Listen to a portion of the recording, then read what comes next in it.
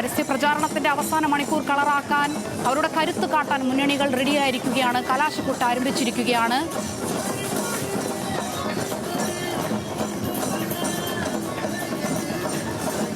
ഇപ്പോൾ രതീഷ് വാസുദേവൻ ചേരുന്നുണ്ട് കാസർഗോഡ് നിന്നും UDF സ്ഥാനാർത്ഥിക്കൊപ്പം.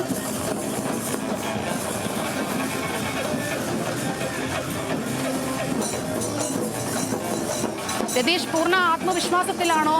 എന്തൊക്കെയാണ് അവിടെ നിന്നും ലഭിക്കുന്ന വിവരങ്ങൾ?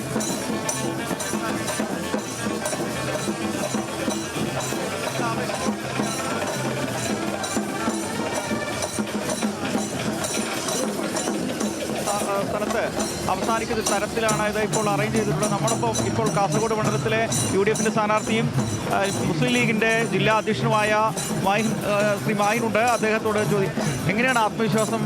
ജില്ലാ അധ്യക്ഷൻ കൂടിയാണ് മുസ്ലിം ലീഗിൻ്റെ. വളരെ ഭാരപ്പെട്ട രണ്ട് സംഘടനാ പ്രവർത്തനം കൂടെ ഈ ഘട്ടത്തിൽ ഉണ്ടായിരുന്നു.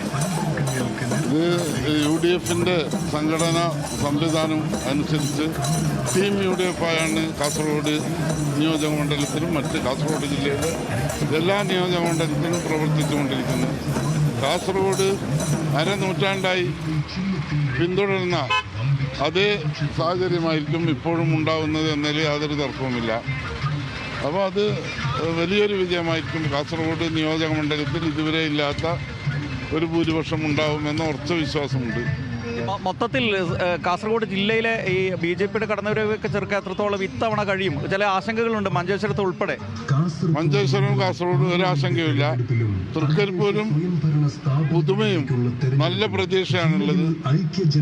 കാഞ്ഞങ്ങാട് പ്രതീക്ഷിക്കുന്നില്ല എന്ന് പറയുന്നില്ല. എന്നിരുന്നാലും കാഞ്ഞങ്ങാട് LDFന് മേധാവിത്വമുള്ള ഒരു മണ്ഡലമായതുകൊണ്ട് വലിയ പ്രതീക്ഷയില്ല എന്നുള്ളത് മാത്രമാണ്.